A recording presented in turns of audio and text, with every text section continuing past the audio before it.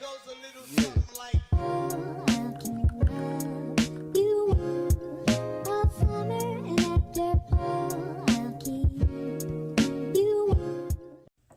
Hello Literates, I'm Britt Ryderly and welcome back to Writer's Ambition. For those of you who've been hanging in since episode 1, you're the real one. And for those of you just finding my humble channel, welcome. We hope you stay a while.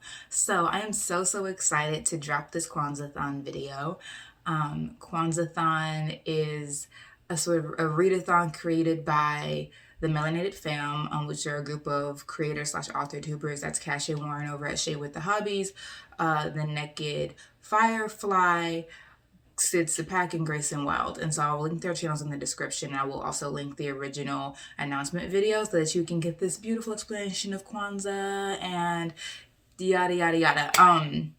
And the prompts, and you can just hear Cashay talk about it. But I am just gonna drop this real quick video that goes through the prompts and gives y'all some recommendations of some books you might read to fulfill the BookTube Kwanzaathon challenge. So there's also an Instagram Kwanzaathon challenge and a general YouTube Kwanzaathon challenge.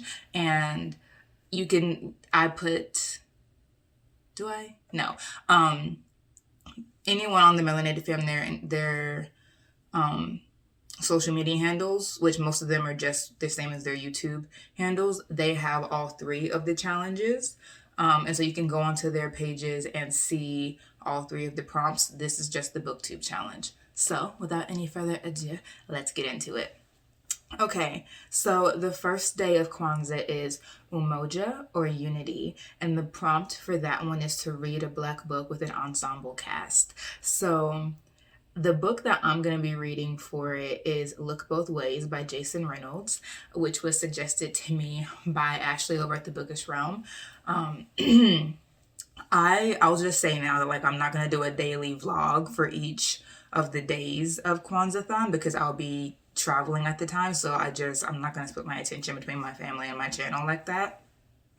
But I will, by the 1st of January, or maybe a few days after, try to upload reviews on a book under each of these prompts on Goodreads. So that's how I'm going to participate in Kwanzaathon. You do what you can do as you can do it. Okay, so the book I'm going to be reading for Umoja is Look Both Ways by Jason Reynolds. There are some dual POV cheat recommendations. I don't really know a lot of ensemble cast books, period, let alone by Black writers. And so, I want to because I'm writing an ensemble cast book, but I don't know as many books that do that. Again, like I said, let alone by Black writers. So Look Both Ways is an ensemble cast by Jason Reynolds. So check that out. I will be. And then here's some dual POV cheats that you might check out. So one is Escaping Exes by Nikki Drayden. If any of y'all saw my Yonsei-a-thon vlog, you know I read that earlier this year and I talked about it. If you want to see that squee fest, you can check it out up at the suggested video link. The other book that has dual POV is A Song of Wraith and Ruin by Roseanne Brown. I'm not going to talk about what all these books do because we'd be here forever and we don't have forever. So Escaping Exodus is like a space fantasy. It's a YA space fantasy. It's very cool. Check it out. A Song of Wraith and Ruin is is in an African-inspired kingdom. It's another YA fantasy. And then Children of Blood and Bones by Tomi Adeyemi is another multiple POV book. That book is not my jam, but I'm just giving y'all a swath of books that have dual POV, and you can choose for yourself which you think is gonna tickle your pickle. So those are my suggestions for Umoja. The second day is Kujichagulia, and it means self-determination, and that is the prompt for memoirs or autobiographies. So I think the book I'm going to try to read for that is A Taste of Power by Elaine Brown. She was I think the first Black woman to actually lead, first and only Black woman to lead the Black Panther Party of Self-Defense. And I came across it a year or so ago during my comprehensive exams in my doctoral program, but I did not have time to just stop and really take my time with it. So I want to go back and really read it because it seemed so interesting. And for any of you who were really going with me on my serial journey of Tales of Eliza Black on my channel, you saw one of my quotes came from A Taste of Power, when she's taking over and she says, I have all the money, I have all the guns, I have all the power, I can withstand obstacles from without and within. Isn't that right, comrade? And that's how she like stood before all these men. Instant boss status. Take your complaints, take your arguments to your nearest and dearest aunt. Because like, wow, I just want to read that entire book. So that's what I'm gonna do. Other books that you might read are Incidents in the Life of a Slave Girl by Harriet Ann Jacobs. Now listen, that book is like the cornerstone of my dissertation. So the fact that I may or may not bring it up a lot, that's just why. This is my channel, this is my life. That's why it comes up, because I'm reading it all the time or always like circling around it. Another book is Arnig by Harriet Wilson. Those books were written in 1861 and 1859 respectively, but they are memoirs. If you want to be more contemporary, I understand. You might read Becoming by Michelle Obama. Heck, I think even Mariah Carey has a sort of memoir autobiography out at this point. So there's plenty to choose from about and by Black authors. Go wild. The third day is Ujima, which is Collective Work and Responsibility. And the prompt for that is a book about change. Literally, all books are about change. There's no book where there is not change necessary. So in some ways, you can finagle any Black book you want here. A couple of books that came to my mind instantly were Ray Bear by Jordan Ifueko. Because Tari Sai just has to go through so many changes to get to the end where she is able to take on her ultimate challenge, which is like revealed to her in due time. It's just, I have a book hangover from that. So it's all I can think about, period. But that book definitely came to mind when I was thinking about change and also collective work, because even though it's only one POV, there are lots of people that are involved in Tari Sai becoming who she has to be able to step into her destiny and her purpose. And so I recommend Ray Bear, period, but definitely this is the book that I'm going to, well, I already uploaded it, but this is the book for my Goodreads that I would upload for my Ujima day. Also, on the day of Ujima, I'm going to drop a video that is the start of a new series called Writerly Conversations. It's going to be a conversation between me and Cache, one of the creators who started Kwanzaathon or created Kwanzaathon.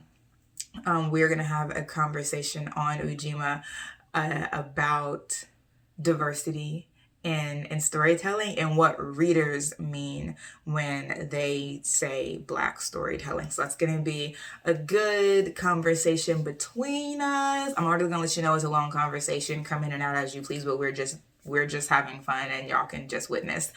So that's going to be the video that I drop on Ujima. Look out for that. I think the 28th or the 29th. But either way, look out for that. I'm really, really excited for it. And it was a lot of fun to do. And I can't wait to have more writerly conversations with Cache. So that's Ujima.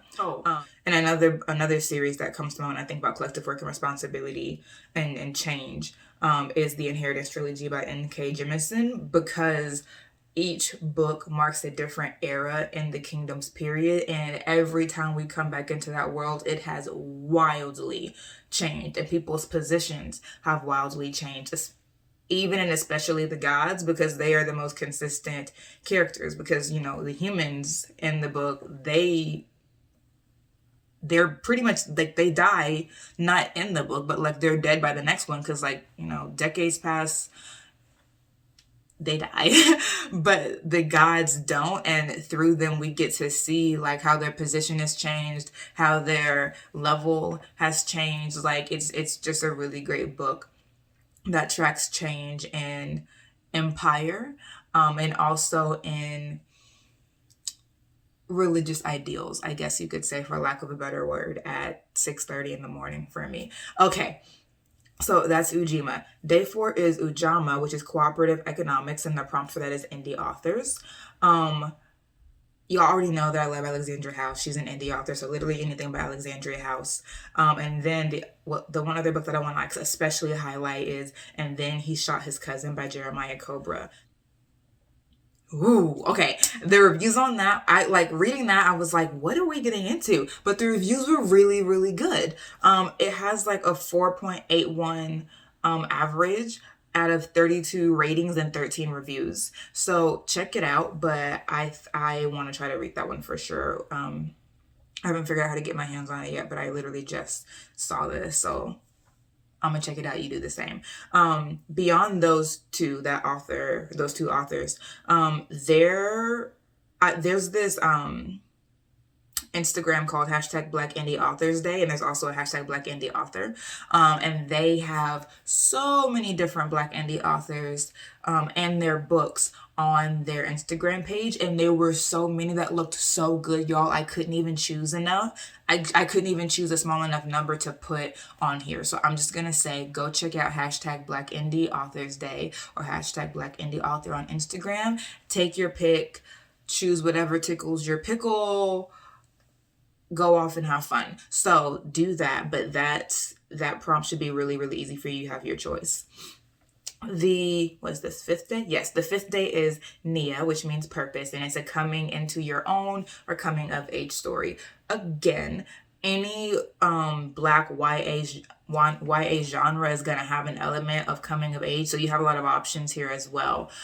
Some that are like really, really popular right now are Legend Born by Tracy Dion, Ray Bearer again by Jordan Fueco, and You Should See Me in a Crown by Leah Johnson. So those are just some that you might choose if they've been on your TBR for a grip. Pull them in for this prompt.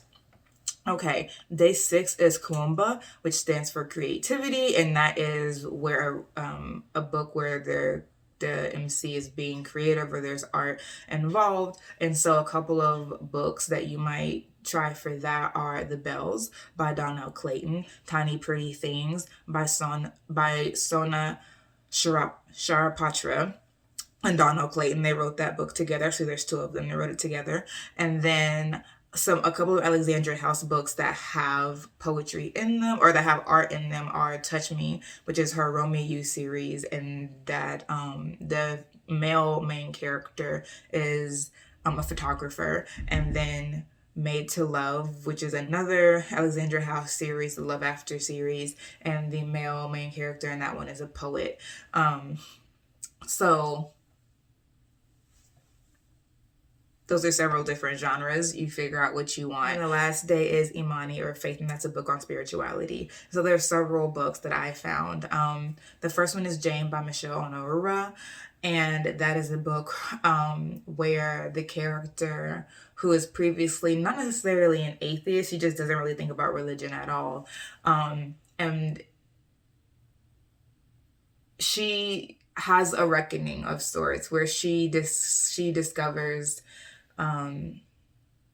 she has a confrontation with God of sorts. That's all I'll say. I've read this book. I will upload a review on it on Imani Day, and it's really good. So check it out, because we don't have a lot of books that talk about Christianity outside of the Christian genre that aren't preachy, and this book is not preachy, but it is great Christian rep, if I do say so my Christian self. So definitely check it out. It is insightful, it is respectful, it is romantic, it is heart-wrenching.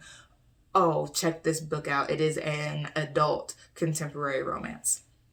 So that's my number 1 rec for that prompt. The second one is My Life as an Onion by Carol McDonald, and that has some spirituality that is a little bit not fantastic. Spirituality of a psychic nature. So the female main character has to help the male main character rid himself of a family curse, and she sort of continues to see the specter of the family curse on him and has to try to save him from the consequences of his family before it is too late. And I've also read this one, and let me tell you, the audiobook was not for me. Wow, her voice was very annoying. But the book, the story, wow. wow. It was good. The characters annoyed me a little bit, but once I like rocked with the fact that this is just who they are, I was like, yo, this is actually really cool. So check out My Life as an Onion by Carol McDonald. And the last two I would suggest are Sweet Magnolia by Norma L. Jarrett and then Sunday Brunch by Norma L. Jarrett. I haven't read Sweet Magnolia, or I haven't read either of those two yet, but she's apparently well known for Sunday Brunch. I'm reading Sweet Magnolia. I'm gonna start it this week. I'm buddy reading it with Deidre from Shade Tree Reads, so I can't wait. But those are my recommendations for Kwanzaathon.